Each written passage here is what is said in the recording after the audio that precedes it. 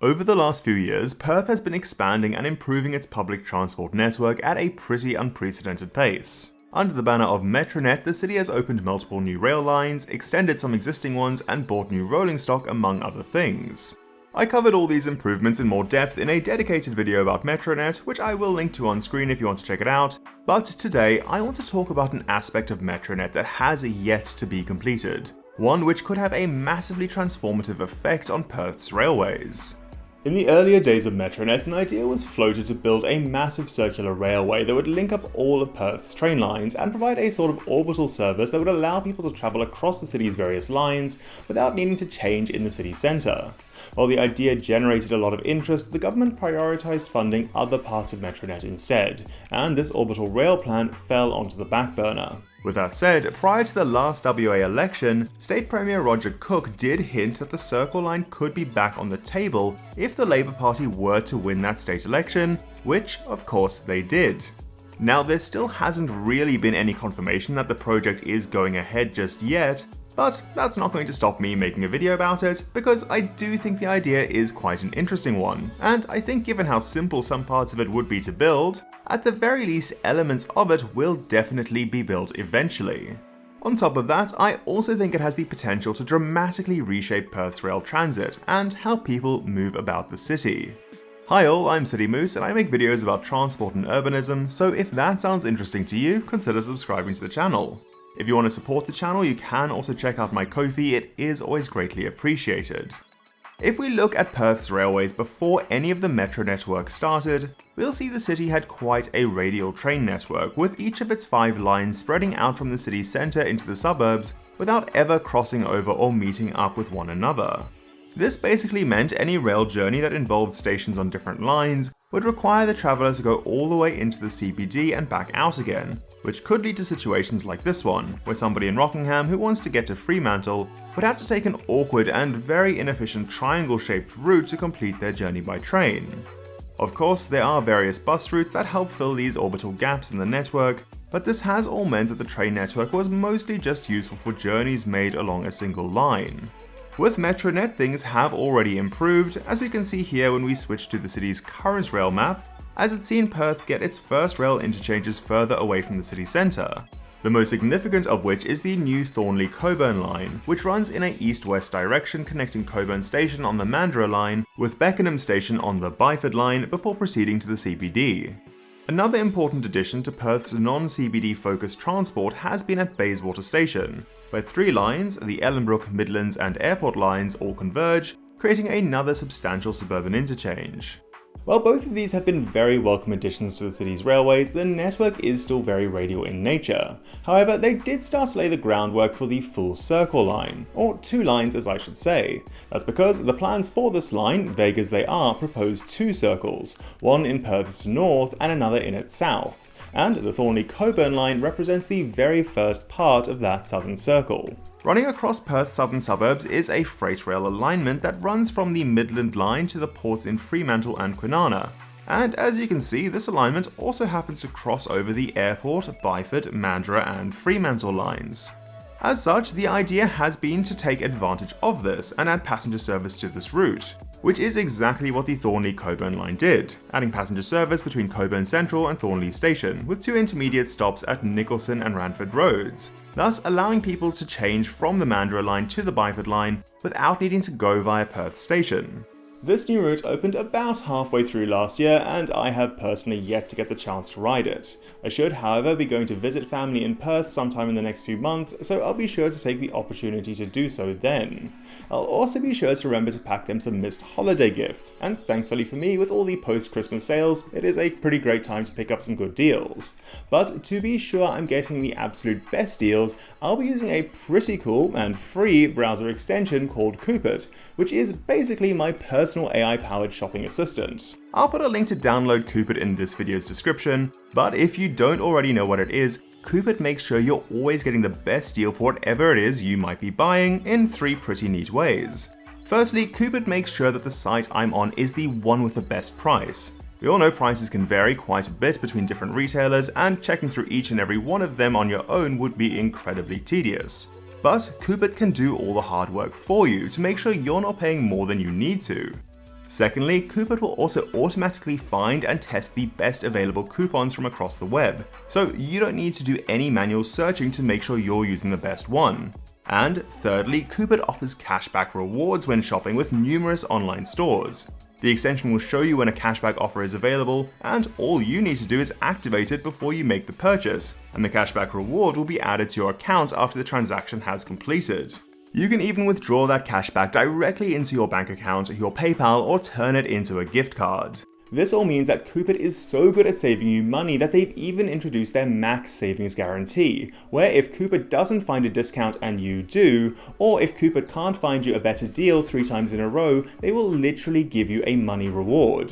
The extension is available on basically all major web browsers like Chrome, Firefox, Opera, Edge, and Safari, including Safari Mobile. So with the post-holiday sales now upon us, make sure you're using Coupit to get yourself the absolute best deal.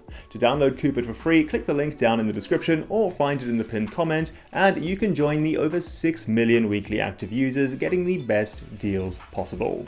Back to the Southern Circle line, however, and if more of this line were to be built, more of that freight alignment could be used, creating a connection with the Fremantle line to the west and the Airport and Midlands lines to the east. Now, details on how this line would work are scarce, and we don't know where intermediate stops along it might be. We also don't know if it would form a single line that ran from Fremantle to Midlands, or if it would be made up of multiple lines, like by extending the Fremantle line to Coburn, keeping the separate Thornley-Coburn line, and then maybe adding a new line from Beckenham to Midlands. Similarly, details on the Northern Circle are also a bit scarce. But what we do know is that, because there is no northern suburbs equivalent of that Southern Freight Railway, it will likely run along the median of Reed Highway, to create a link from the Ellenbrook line at Morley Station to the Yanchep line, likely at Warwick Station. Just like the Southern Circle, this would mean people could travel from the Ellenbrook line to the Yanchep line without needing to go all the way into the CBD. And also just like the Southern Circle, it has not yet been confirmed where any of this new route's intermediate stations might be, and whether it will be a standalone route or maybe share tracks with the Ellenbrook line going into the city. What I think is clear, however, is that both the Southern and Northern Circle lines would have a pretty transformative effect on Perth's transport network, taking it from the very radial and CBD-focused network we have today, to one that would allow you to travel between any of its lines without having to go into the city centre. This would have multiple benefits. For starters, it will make trips just a lot more direct. Like if we go back and look at the example I used earlier, where someone travelling from Rockingham to Fremantle today by train would need to take an inefficient V-shaped route. Well, if these circle lines were built, the new route that person could take would look a lot more sensible, and would likely be a lot faster. This of course means more journeys that are pretty inconvenient by public transport currently would become viable, which in turn would help encourage people to switch from driving to public transport with all the standard environmental, urbanism and health benefits that would bring. On top of that, for the people already using public transport, not only would many of their journeys become more convenient, it may also mean they no longer need to pass through the CBD to make their trips. The CBD is the busiest part of Perth's train network, and especially during peak periods, trains running through it can get very full. So by allowing people to skip around the city centre, it would free up capacity on the more inner city parts of the network. Beyond all of that though, just like we saw with Ranford and Nicholson Road stations on the Thornley-Coburn line, these orbital routes would also be an opportunity to add new stations in areas that don't currently have rail access, thus expanding the coverage of Perth's rail network. Now this all sounds pretty great and like a pretty big no-brainer to me. However, there is one big issue that I think would prevent these circle lines from reaching their fullest potential, and it's called the last mile problem. If you're unfamiliar with this concept in this context, it basically refers to how people get to and from these train stations. Currently in Perth, the land around many of its stations is quite sparsely populated. Let's take Murdoch Station for example, where the train station is literally situated in the middle of a freeway interchange and surrounded by parking. This means very few people live within a short walk of the station and generally rely on getting a bus or getting dropped off in a private car to reach it. For a journey to the city centre, this isn't that bad. You might, for example, walk from your house to the bus stop, then take the bus to the train, and then the train to the city centre before taking a short walk to your final destination in the city. But if we look at how this might work with a suburb-to-suburb journey with the Circle line, things start getting quite complex. You would walk to the bus, get your bus to your local train station, take the train to an interchange station, take a Circle Line train to another interchange station, take another train on one of the radial lines before arriving at that other suburban station where, because of the land use around that station, chances are you will probably need to take another bus before walking to your final destination. As we can see, this is a lot, and I think people needing to take 5 different services to make their journey just means most people won't bother, which would make these Circle Lines far less useful. We could imagine though, with better land use around the station, that if you could ditch the bus and walk to the first station, and same thing on the other end, that the public transport journey becomes much more palatable. As such, while I think these Circle Lines would make great additions to Perth's transport network, I also think that for them to really prove useful, the land use around Perth's train stations in general needs to be improved. The emphasis on good bus connections should be kept, but the emphasis on low-density housing and parking lots should be dropped.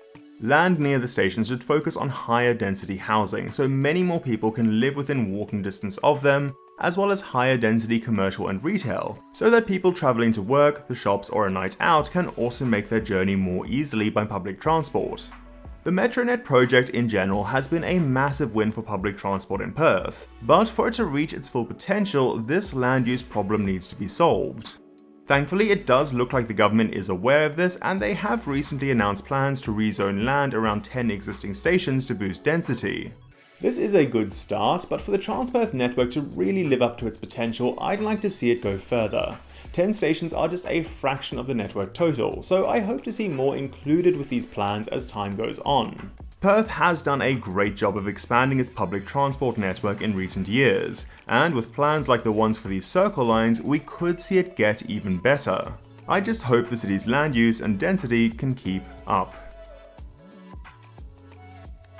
Well, I hope you enjoyed today's video. If you did, consider giving it a like and subscribing to the channel.